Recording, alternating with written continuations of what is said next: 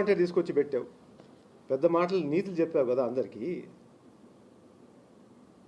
ఏమని? ఆ స్పిల్వే చేయకపోతే నెల్లూరు అంతా కొట్టుకోపోతుందని. అంత ముఖ్యమైన ప్రాజెక్ట్ అయితే ఈ 2 సంవత్సరాలు ఏం చేస్తున్నావు నువ్వు? ఇసుక మాఫియా తప్ప, మట్టి మాఫియా తప్ప, చికెన్ వేస్ట్ తప్ప, భూ కబ్జాలు తప్ప. ఆత్మకూరులో చేశాడు కదా మొన్న 18 ఎకరాలు. అది తప్ప ఇంకేం చేశారు మీరు?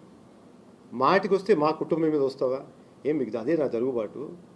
దానివల్ల మీకు ఏమైనా విలువ పెరుగుతుందా? మేము 2009లో వైఎస్ఆర్ కుటుంబం తరఫున నిలబడి బయటకు వచ్చాం. అప్పుడు 2 సార్లు ఎంపీగా రిజైన్ చేశారు మా నాన్నగారు. ఎన్నో ఇబ్బందులు పడ్డాం. నువ్వు కూడా ఉన్నావు కదా ఫైనాన్స్ మినిస్టర్గా. ఎన్ని ఆరోపణలు చేశావు మా మీద ఆ రోజు? పెద్ద పెద్ద ఏజెన్సీలంతా మా వెనకాల పెట్టావు కదా. ఆ రోజు కూడా ఆరోపణ చేసావు కదా. నీకేం కొత్త కాదు ఇది ఆరోపణ, ప్రతిరోజు చేస్తూ ఉంటాం.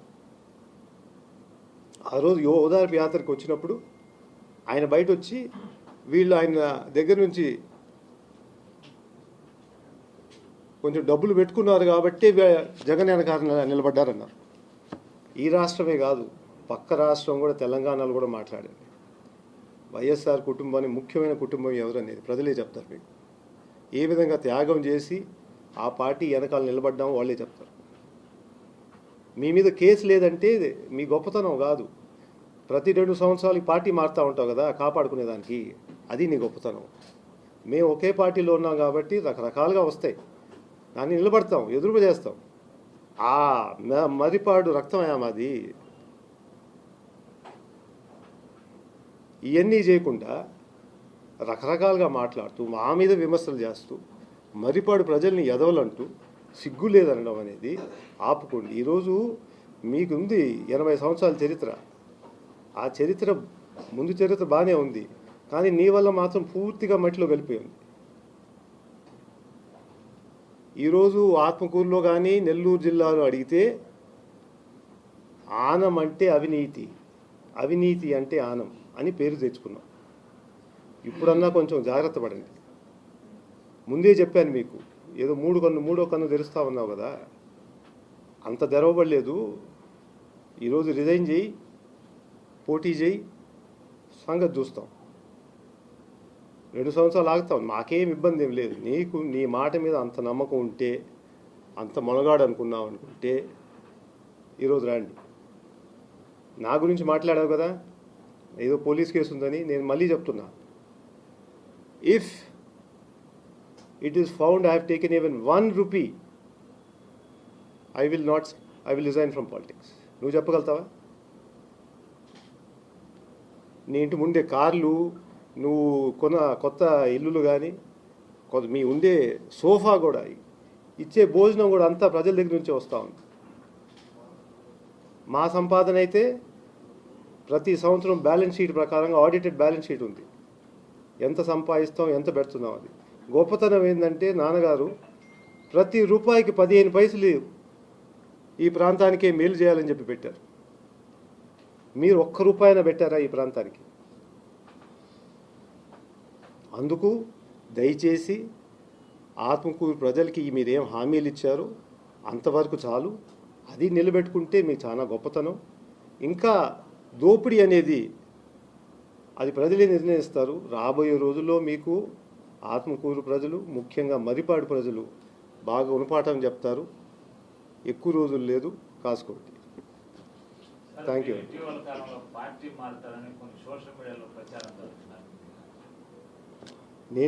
నేను చెప్పలేదు కదా, వాళ్ళనే అడగాలి కదా. ఇప్పుడు మీరు గమనిస్తే టీడీపీ స్ట్రాటజీ కానీ,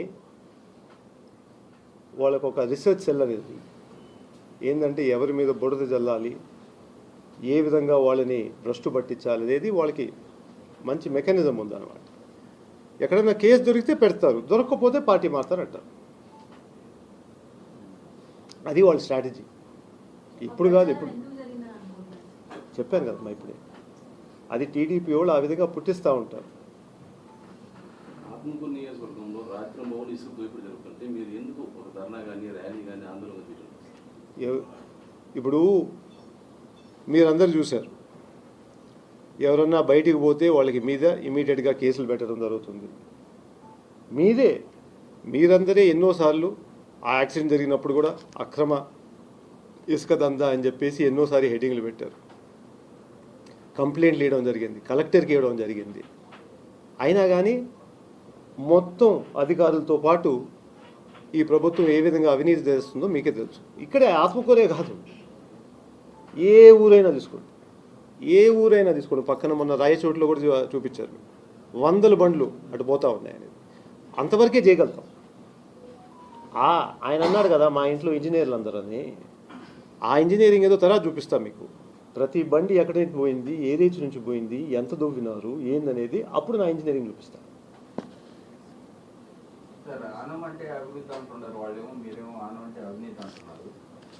నేను చెప్పేది కాదు బాబు, అది చెప్పేది ప్రజలు. ఆత్మకూరులో ఎక్కడైనా పోయి అడుగు, వెంకటగిరిలో ఎక్కడైనా అడుగు, అభివృద్ధి ఏం చేసినాడు ఆయన చెప్పు. గుంటలు మాత్రం బాగా దవ్వాడు, నదిని కూడా బాగా వెడల్పు చేశాడు. అది ఆయన అభివృద్ధి అనుకుంటున్నాడు. అభివృద్ధి అంటే ఆయన సొంత అభివృద్ధి అని అర్థం, ప్రజల అభివృద్ధి కాదు.